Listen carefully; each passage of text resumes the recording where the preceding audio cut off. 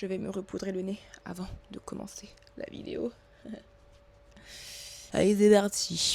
On va parler d'introspection today, parce que voilà, si tu penses que réfléchir sur toi-même, c'est automatiquement bénéfique, ou que plus tu t'observes, plus tu avances, pas toujours en réalité. Et même parfois, ce qui se passe, c'est l'inverse. C'est-à-dire que l'introspection, lorsqu'elle est mal utilisée, elle peut carrément te maintenir bloqué là où tu es. Donc aujourd'hui, explorons les pièges de l'introspection, à savoir les pièges qui vont faire que ta démarche d'introspection sera en quelque chose qui te fait tourner en rond plutôt que avancer. Donc commençons par un petit rappel avant de rentrer dans le vif du sujet. C'est quoi concrètement l'introspection ? L'introspection, c'est ce moment où tu prends du recul sur toi-même. T'observes tes pensées, tes émotions, tes sensations, tes motivations, et cela dans le but de mieux te comprendre. En gros, tu vas venir mettre de la distance face à ce que tu vis, au lieu de simplement le subir. Et l'introspection, c'est connu pour avoir pas mal d'avantages, c'est-à-dire que quand tu le fais bien, c'est très efficace, très puissant, Et la fonction principale de l'introspection, c'est de te permettre de mieux te connaître. Et quand tu te connais mieux, quand tu connais mieux ton propre fonctionnement, eh bien ça va venir t'ouvrir l'opportunité de prendre des décisions plus alignées avec qui tu es vraiment, de sortir de certains de tes schémas automatiques, de tes conditionnements, de tes croyances qu'on t'a inculquées. Et clairement, l'introspection, ça peut également t'aider à mieux réguler ce que tu ressens. Donc, c'est plein de vertus, l'introspection. Voilà pourquoi, oui, beaucoup, du moins les personnes qui te veulent du bien, vont te conseiller, vont te suggérer de faire un peu d'introspection. Sauf que, parce qu'il y a toujours un mais, il y a toujours un... Disons qu'il y a une ligne fine entre l'introspection qui te fait avancer et celle qui te fait stagner. Et cette ligne, elle est facile à franchir. Je l'ai franchie plusieurs fois, c'est pour ça que j'adore en parler, quoi. L'introspection qui te fait stagner, en d'autres termes, c'est la rumination. Et la rumination, c'est quand t'es là, tu tournes en boucle, tu remâches les mêmes pensées encore et sans jamais vraiment prendre du recul et sans jamais arriver aussi et surtout à une résolution. T'es plus dedans et t'es pas vraiment au-dessus de ce qui t'arrive, vous voyez ?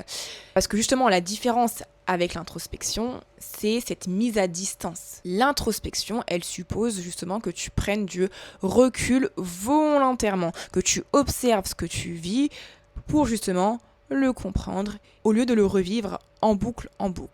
Donc, vraiment, retiens bien cette distinction, parce que voilà, ce que je vais décrire maintenant, ce sont des pièges qui, un par un, te font glisser de l'introspection vers la rumination sans que tu t'en aperçoives. Commençons en parlant de ces pièges. Alors, piège numéro 1. Le premier piège, c'est vraiment le plus courant. C'est l'intellectualisation. Et oui, intellectualiser, c'est un excellent mécanisme d'évitement pour ne pas ressentir. Quand t'es une personne qui intellectualise, ce qui est mon cas, voilà, t'es capable de mettre des mots sur ta situation, tu sais les nommer avec le bon vocabulaire. Là, ce qui m'arrive, c'est de l'anxiété, c'est un type d'attachement évitant, anxieux préoccupé, c'est un schéma répétitif, bref, tout ce que tu veux. T'as le vocabulaire impeccable. Et c'est pour ça que ce mécanisme il est très sophistiqué, parce qu'il te donne l'impression d'être réellement en contact avec tes émotions, parce que voilà, tu es en mesure de bien les nommer. Ça te donne l'impression d'être émotionnellement avancé, alors qu'en fait, pas du tout. Lorsque tu mentalises tout, t'es purement dans la tête.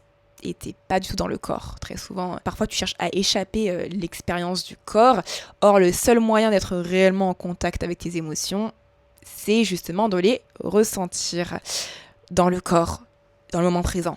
Et le problème, c'est que quand tu restes dans ta tête plutôt que dans ton ressenti, disons que les questions que tu vas te poser, elles vont changer de nature. C'est-à-dire qu'au lieu de te demander, qu'est-ce que je ressens maintenant face à la situation, tu vas plutôt te poser des questions du style, pourquoi je ressens ça ? Qu'est-ce que ça dit de moi ? D'où ça vient ? En soi, il n'y a pas de problème avec ces questions-là.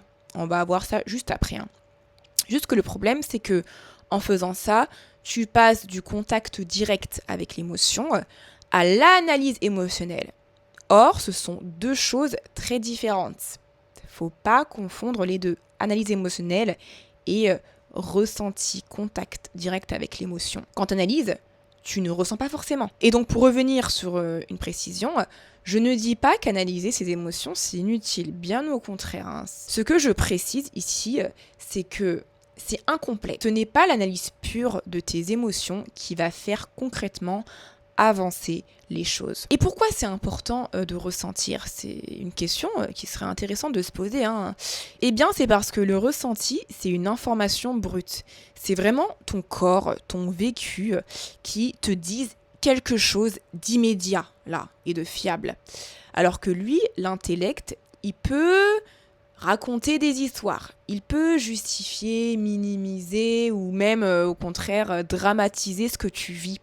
Et cela parfois sans jamais le vérifier avec ce que tu ressens réellement. En fait, si tu sautes l'étape du ressenti pour aller directement à l'explication, tu risques de construire une compréhension de toi-même qui est cohérente, certes sur le papier, mais complètement déconnectée de ce qui se passe vraiment en toi. Et justement, c'est là que la question change de nature. Donc, c'est-à-dire que ça devient une question qui nourrit ta tête et pas une question qui te reconnecte à toi. Do you see the difference? Vous savez quoi? Je vais donner un exemple concret. Exemple concret, tu te fais ghoster par quelqu'un. C'est déjà arrivé à tout le monde. Tu te fais ghoster par quelqu'un. Allez, la version intellectualisée, ce serait, par exemple, encore une fois, je ne connais pas. Par exemple, ouais, ça active clairement mon schéma d'abandon, probablement lié à mon père qui était absent émotionnellement. Ouais, c'est cohérent avec mon attachement anxieux, voilà, évitant. Voilà, c'est ça. L'aspect, la version intellectuelle qui connaît les termes, qui connaît le vocabulaire. Peut-être. Oui, sûrement, t'as tout compris sur le papier. Mais donnons une version qui s'axe plus sur le ressenti. Voilà, tu t'assois 2 minutes. Tu remarques que t'as la poitrine, elle est serrée. Voilà. T'as la boule au ventre, tu remarques que t'as juste envie de pleurer, quoi, ou de gueuler, ou de crier. Et ça, rien que ça c'est l'information réelle. C'est pas l'explication, là on est juste à l'information réelle.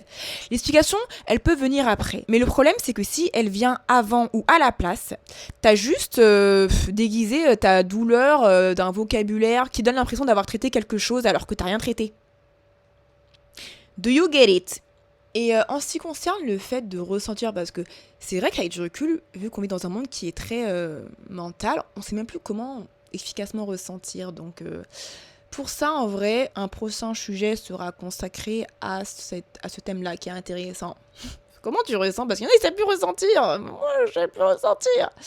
Mais voilà, retiens juste pour l'instant que intellectualiser, c'est pas ressentir. Tu peux faire les deux en même temps, mais souvent, quand tu as cette tendance à trop vouloir conscientiser, mentaliser, ça cache souvent un mécanisme d'évitement pour ne pas avoir à ressentir. Mais surtout que quand tu restes dans le mental, on se pose beaucoup de questions, mais pas forcément les bonnes questions, hein.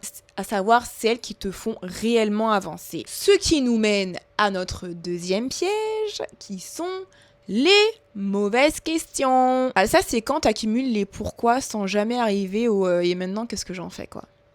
Je fais quoi maintenant? Voilà, c'est quand tu fais de l'analyse, mais que ça aboutit à rien concrètement. Qui fait ça? Ah, il levait la main, là, je sais, ça arrive. Et à force de poser des questions qui n'aboutissent pas, bah, tu vas chercher du sens ailleurs. Et souvent, tu vas le chercher où, le sens? Dans le passé. Parce que oui, s'il y a bien une chose à comprendre dans l'introspection, c'est que l'introspection, c'est un exercice qui doit te ramener dans le présent. Pas le passé, sinon ça peut vite amener à la rumination. Ah, j'ai aussi ça. Mais ni le futur non plus, hein. Sinon, je dirais que c'est quoi? Une forme d'inquiétude, d'anxiété que t'anticipes, quoi. Ah, t'es là à tourner en boucle sur ce qui pourrait arriver, et si ceci, et si cela, et tout. Voilà, t'envisages tous les scénarios possibles sans jamais te poser dans ce qui est là, maintenant, réellement. Donc, on peut affirmer que le pouvoir de l'introspection, il se trouve dans le présent. Ouais, il y a vraiment un pouvoir dans le moment présent, hein. Écartolé, you know. Voilà, et d'ailleurs, petit aparté hein, sur le pouvoir du moment présent de Eckhart Tolle. À chaque fois, je sais pas si je dis bien son nom. Hein. Pouvoir du moment présent, pour ceux qui ne connaissent pas, hein, c'est un best-seller, hein, voilà, et c'est un livre initiatique que vraiment, moi, je recommande. Parce que pour moi, c'est un livre qui te ramène à l'essentiel. Et d'ailleurs, c'est le premier livre sur lequel je suis tombée, moi, il y a environ 9 ans. Hein. Et ce livre-là, je l'ai lu, je l'ai appliqué, je l'ai vécu, voilà. Et c'est vraiment un livre qui te permet de t'ancrer. C'est pour ça que je le recommande. C'est un livre qui t'apprend à être l'observateur de tes pensées, à te faire comprendre que tu n'es pas tes pensées, tu es l'observateur et tout tralala. Hein. Donc, il te permet d'avoir cette prise de recul. Il t'aide aussi à méditer. Hein. Il y a vraiment un pouvoir dans la méditation. Hein. Mais le bémol de la méditation, c'est que ça peut te faire remonter des choses à la surface. D'ailleurs, j'en parlais dans une vidéo que je vous invite à aller regarder. Et donc, bref, pourquoi le présent ? Parce que le passé, tu peux pas le changer. Voilà, tu peux juste le comprendre, le passé. Hein. Le futur, tu peux pas le contrôler non plus, à 100% du moins. Tu peux l'anticiper, le futur, alors que le présent, c'est le seul endroit où tu as réellement une marge de manœuvre quand tu y penses. C'est là que tu ressens, c'est là que tu décides, que tu agis, c'est dans le présent. Donc une introspection centrée sur le présent, elle te demande qu'est-ce qui se passe en moi là, maintenant, et qu'est-ce que je fais avec ça. Donc il n'y a pas de pourquoi, de et si, mais attendez, nuance. Le passé et le futur, ils sont pas à bannir complètement de ton introspection. Hein. Comprendre d'où tu viens, comprendre d'où vient un schéma passé, ou même anticiper une conséquence future, hein, c'est très utile dans l'introspection. Hein. Mais ça l'est à condition que ça reparte vers une action ou une décision dans le présent. Nuance très importante. Le problème, c'est quand le passé ou le futur devient une fin en soi. C'est-à-dire que tu te limites qu'à ça. Tu fais l'introspection, tu te demandes oui, pourquoi ? C'est dû à ma peur de l'abandon. Ok. Et ça s'arrête là. C'est là que tu rumines. C'est là que tu n'avances pas. Vous voyez ? Donc le but, c'est pas de bannir complètement le passé et le futur. Hein. Juste de s'en servir pour décider maintenant, vous voyez. Illustration. Tu ressasses une dispute avec un ami, ta meuf, ton mec, voilà, ton partenaire. Ouais, pourquoi j'ai réagi comme ça et tout. Ouais, c'est sûrement lié à mon enfance, of course. Voilà, c'est-à-dire passé. Ou VS, et si ça recommençait, et si ça finit par tout casser entre nous, là t'es dans le futur. Voilà. VS, encore une fois, ouais, donc là maintenant il est arrivé, ça y est, il y a une dispute et tout, voilà. Qu'est-ce que je ressens et tout là actuellement et qu'est-ce que j'ai besoin même de dire à la personne ou de me dire ou qu'est-ce que j'ai besoin de faire. Là, t'es dans le moment présent, tu vois. Une petite astuce d'ailleurs, vous savez, moi, ma question préférée en tant que personne voilà, très curieuse, c'est pourquoi. Moi, ma question préférée, c'est pourquoi ça. J'adore me poser cette question-là. Hein. Et clairement, c'est une question qui m'a ouverte à plein de réflexions, d'explications sur le plan de l'intellect. Mais en matière d'introspection, j'ai vite compris que la question qui me faisait le plus avancer, c'est celle qui me ramenait dans le présent. C'est toujours une question en quoi ou comment. Jamais en pourquoi. Et ni en et si. Parce qu'il y a une dimension hypothétique future. Hein, dans le et si, t'es pas dans le maintenant. Voilà, et si ça arrivait, t'es dans un futur qui n'est pas arrivé ou quelque chose qui n'est pas encore arrivé. Et bref, à force de poser des questions qui n'aboutissent pas, tu vas chercher du sens ailleurs, souvent dans le passé. Le problème, c'est que quand tu pars fouiller dans le passé pour trouver enfin la bonne réponse, bah tu t'arrêtes plus. Tu creuses, t'es là, tu creuses encore, et à un moment, tu ne cherches plus à comprendre, tu cherches juste à ce que ça fasse sens coûte que coûte. Vrai ou faux ? Ce qui nous amène à notre troisième piège. J'ai nommé le troisième piège la surinterprétation. Faute de réponse satisfaisante, bah tu vas te mettre à surinterpréter. Tu vas remonter, tu vas chercher des explications dans ton histoire, voilà, comme on disait, hein, dans ton enfance, dans tes précédentes relations et tout. Voilà, tu veux absolument donner un sens à tout. Et ça, c'est un piège en soi. C'est un gros piège. Parce que dans la vie... Non, je spoil pas. Voilà, donc je continue. Bref, plus tu creuses, plus tu construis un récit. Et vraiment un récit qui est même pas forcément vrai. Hein. Juste, il est plus élaboré. Et en soi, ce mécanisme, il est séduisant. Hein, parce que notre cerveau, il déteste l'incertitude. Voilà, il est pas à l'aise. C'est pas sa zone de confort. Par conséquent, une explication, même si elle est fausse, elle aura son effet, elle va rassurer, elle va plus soulager qu'une absence de réponse. Et c'est là que tu vas te mettre à relier des points qui n'ont même aucun rapport, mais tu vas faire le lien. Oui, c'est dû à ça. Et tout ça juste pour obtenir une histoire cohérente. Et une fois que ça y est, t'as un récit qui tient la route, voilà. Bah t'arrêtes de chercher. Même si c'est faux ou partiellement vrai, voilà, t'es en mode, ouais, j'ai fait le lien. Et ça, c'est un truc que je répète souvent, notamment à des potes, hein. C'est pas parce que c'est cohérent que c'est vrai, hein. Et inversement, hein. C'est pas parce que ça ne fait pas sens que c'est faux. Ah, donc là, je parle plus par rapport aux actions des autres qui t'affectent. Voilà, c'est pas parce que ça a pas fait sens que la personne, elle a agi de telle manière et ça n'a aucun sens, il n'y a aucune cohérence, que c'est faux, que la personne, par exemple, était pas bien. En fait, la cohérence, c'est pas un gage de vérité. Tu peux construire une explication parfaitement logique de pourquoi t'es comme ça, pourquoi telle personne a agi de la sorte, avec un enchaînement causal impeccable et passer complètement à côté de ce qui se passe réellement. Ça, c'est l'effet d'être tout simplement dans la tête. Hein, certains. Moi aussi, hein, moi-même. Et le pire, c'est qu'une fois que ta narrative, ton récit, il est installé dans ta tête, bah ça va devenir une nouvelle grille de lecture à travers laquelle tu vas interpréter tout ce qu'une personne fait ou tout ce que tu fais, tout ce qui t'arrive après et tout. Et comme je disais, tu vas plus chercher à vérifier si c'est vrai ou pas, tu vas juste chercher à vérifier si c'est cohérent, si ça confirme ta narrative. Vous savez quoi? Exemple concret, voilà, pour que ça vous parle un peu. Allez, je donne un exemple tiré de faits réels. Alors, une pote, hein, voilà, hein, qui a vécu une rupture assez brutale et surtout inattendue. Coucou si tu passes dessus. Hein. Oui, je me sers de ton cas d'école, ma puce. Tu es anonyme, bien évidemment. Genre, voilà, lundi, la personne, elle lui dit « Oui, tout va bien. Voilà, comment est-ce que tu pourrais penser que je vais te quitter ?» Et genre, dimanche juste après, boum, elle te quitte. Lunaire. Vraiment, lunaire la situation. Or, ma pote, c'est quelqu'un, comme moi, twins, quelqu'un qui intellectualise énormément. Voilà, c'est un truc que j'avais repéré en mode meuf, tu intelligises beaucoup ma puce. Ça fait qu'elle avait du mal quand j'ai dû lui faire comprendre que ça n'avait pas besoin de faire sens parce que à chaque fois, elle disait mais ça fait pas sens, c'est pas cohérent, c'est pas cohérent. Donc je lui répondais ça n'a pas à faire sens.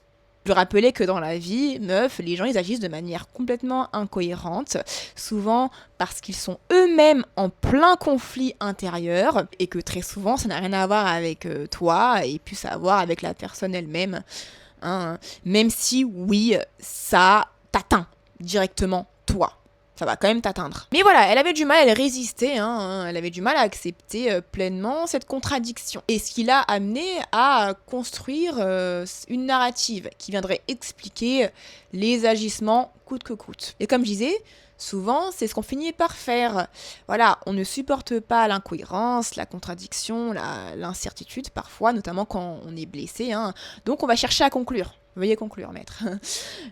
Gênant. Elle s'est foutu de ma gueule. Mais pourquoi conclure ça en priorité?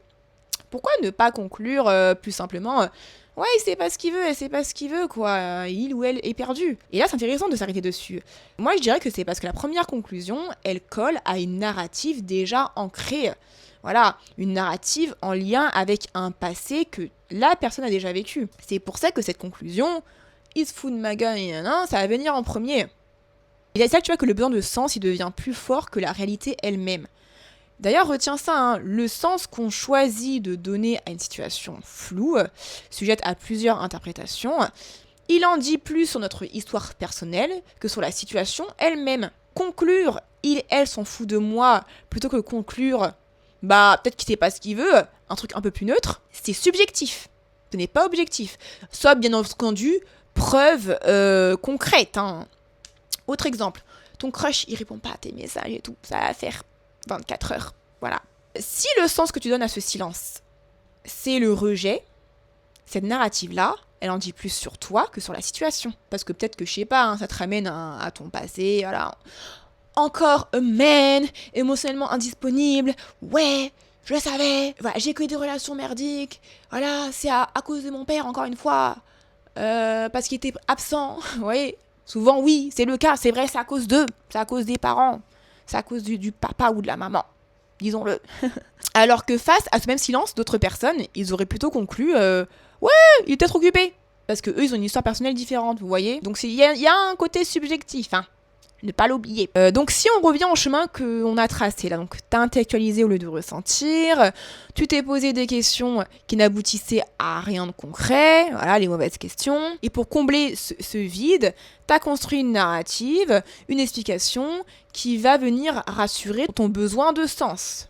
Résultat, à ce stade, t'as cumulé énormément de matière sur toi-même, du vocabulaire, des théories, des explications, un roman entier sur pourquoi t'es comme ça, voilà, tout est nommé, tout est relié, cohérent. Sauf que concrètement, dans la matière, là, il n'y a rien qu'à changer. Bah ouais. T'as une explication à tout, mais t'agis pas. T'en fais rien concrètement. Et là, le problème, qui est le dernier piège, qui souvent se marie avec les pièges précédents, hein, c'est la paralysie. T'es paralysé. Et je dirais même que c'est le piège le plus vicieux, ce dernier piège. Parce que tout le cumul plus haut, c'est une illusion de progrès. Au final, t'as rien avancé.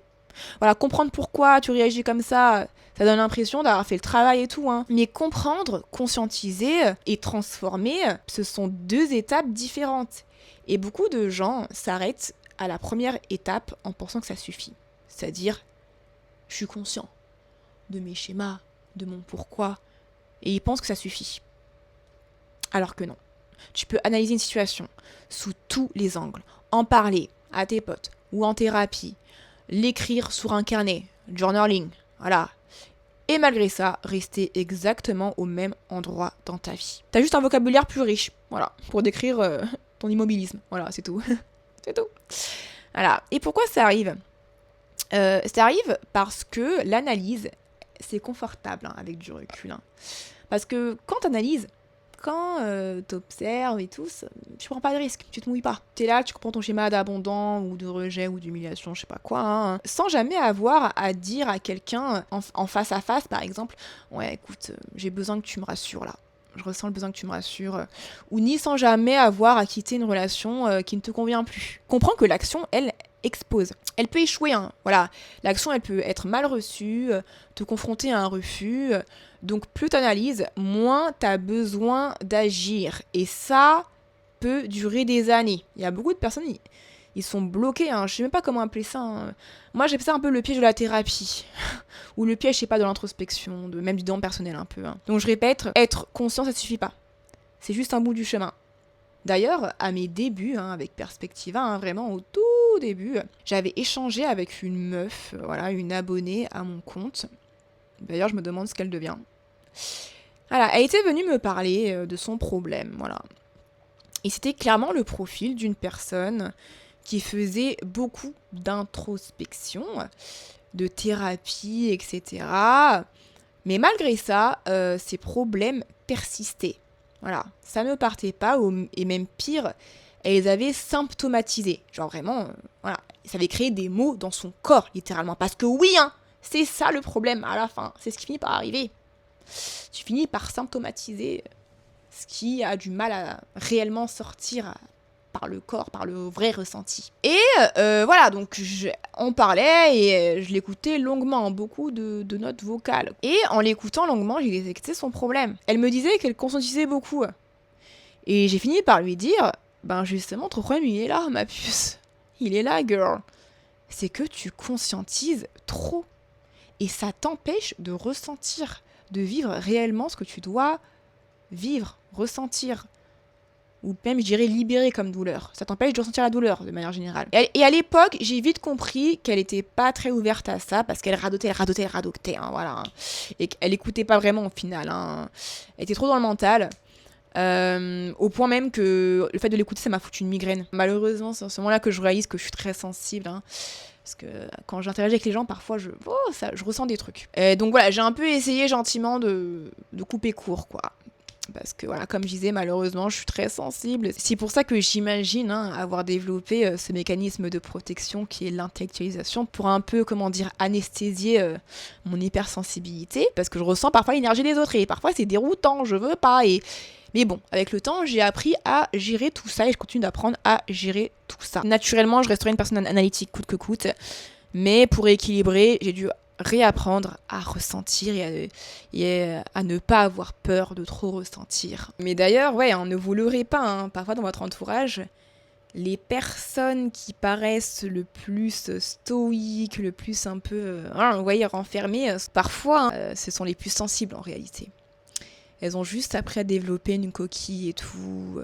Moi, après, ma coquille était pas hyper grande. Moi, je suis quelqu'un qui pleure facilement. J'ai pas peur de pleurer et tout, etc. Mais vous voyez, je dirais que dans des ressentis plus complexes, j'aurais cette tendance ce réflexe à intellectualiser avant et tout. Et c'est pour ça que j'apprends à ressentir. Ouais. Oui, quand je parle, c'est aussi pour moi. Cette vidéo, elle est aussi pour moi, à titre de rappel. Donc, conclusion, veuillez conclure. Donc, l'intellectualisation qui va mener parfois à se poser des mauvaises questions et parfois à surinterpréter. Et au final, à être paralysé. Ce que je dis, c'est pas une liste de problèmes séparés, comme vous pouvez le voir. C'est une chaîne, voilà. Chacun entraîne l'autre. Et peu importe l'ordre. T'as compris? Et cette chaîne, en fait, c'est une rumination qui s'ignore. Voilà. C'est une rumination qui porte les vêtements de l'introspection. Donc attention au piège de l'introspection. Parce que l'introspection, contrairement à la rumination, elle doit te ramener quelque part, à savoir vers l'action, vers le lien avec les autres, et vers tout simplement le fait de vivre, quoi. Et si je te parle de ces pièges, avec autant de précision, comme je disais plus haut, j'allais dire plus haut comme si...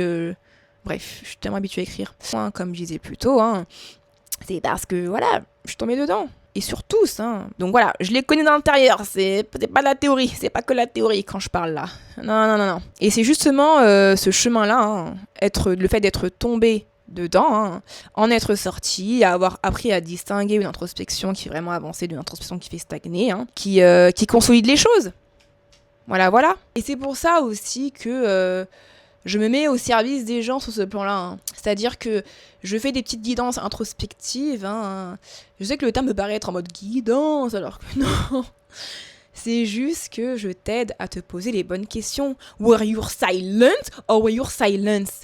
Donc voilà, c'est un service ponctuel. Mais il y a des personnes qui reviennent, donc du coup, je peux un peu les suivre. Voilà, donc moi, je suis là, en fait, pour aussi t'aider à percevoir ce que tu ne vois pas. En fait, vu que je suis bonne dans ça, vu que je fais ça avec mes potes, vu que j'arrive à faire activer des déclics chez certaines personnes, je me dis, ok, autant t'aider, quoi. À mon échelle, encore une fois, dans un cadre bien précis, qui ne déborde pas, et ponctuellement, voilà, à l'écrit, comme ça reste, j'aime bien l'écrit aussi, ça permet de te poser, de revenir dessus et tout, parce que parfois, si c'est par appel, vous voyez, quelqu'un dit quelque chose mais tu peux vite oublier si tu prends des notes et tout, mais c'est mieux à l'écrit que je peux revenir dessus. J'aime bien faire ça, je vous cache pas, j'aime bien aider les gens dans leur introspection, les aider à y voir plus clair dans des situations, par exemple voir des aspects qu'ils ne voyaient pas, du coup analyser leur situation. Très souvent dans cet exercice-là, je me rends compte que, et du coup j'essaie de faire rencontrer ça aux gens, que ils sont assis sur leurs réponses. Mais du coup tu le vois pas, c'est pour ça que c'est bien d'avoir un œil tiers. Voilà, c'est ce que je fais et que je propose, voilà, de temps en temps. Je mettrai les liens en bio. Et parce que, ouais, j'adore ça. J'adore ça. Et donc voilà, merci de m'avoir écouté. J'espère que cette vidéo, elle vous a vraiment aidé à mettre en lumière un petit piège dans l'introspection qui est assez fréquent avec du recul, quand je vois. C'est-à-dire cette impression de là, tu fais du journaling, tu fais de l'introspection, voilà, t'es une personne qui cherche à être émotionnellement plus intelligente. Mais en fait, tu stagnes. Il y a beaucoup de gens, ils stagnent parce que, et ça je le répéterai jamais assez, et d'ailleurs je trouve que c'est l'une des limites de la thérapie, c'est que juste en parler, juste être conscient, ça ne va jamais suffire. Il faut quelque chose en plus, une action, ressentir la douleur. C'est pour ça qu'il y a pas mal de praticiens qui se spécialisent en, par exemple, EMDR. Un exemple, parmi tant d'autres. C'est pas forcément la solution. Par exemple, rien que dans ça, rien que dans le EMDR, littéralement, si vous regardez, pour ceux qui en ont fait, Qu'est-ce que tu fais dans le MDR? Tu ressens. On te demande, on te pose des questions. Oui, tu ressens ça. Ou la boule, une boule au ventre, je sais pas quoi. Ça te reconnecte à une émotion et ça t'apprend du coup à te désensibiliser. Mais il y a d'autres choses. Le FT tapping, pareil, c'est une question de ressenti. Tu tapes à des endroits précis. Vous voyez le lien et le ressenti qui vient donner une information immédiate, dans le moment présent. Voilà, en lien avec le corps. Donc oui, la théorie, le pourquoi, le passé, etc. Ça sert, c'est utile à faire les liens. Et ne tombez pas dans le piège de rester que dans ça. Parce que sinon, vous n'avancerez pas. Sinon, vous serez les mêmes personnes qui vont jurer que par ces pratiques-là, mais vont finir par être hyper déçus et vont crier au bullshit à la fin parce qu'ils n'ont pas rencontré des résultats. C'est parce que vous avez fait la moitié du chemin. Vous avez trop conscientisé, vous avez oublié de ressentir, mais également d'être dans le présent. Qu'est-ce que j'en fais de tout ça en fait? Oui, ça c'est arrivé. Qu'est-ce que j'en fais maintenant? Qu'est-ce que je choisis? Qu'est-ce que je lâche? Et c'est comme ça que l'introspection devient efficace. C'est quand elle te ramène au présent. Bisous!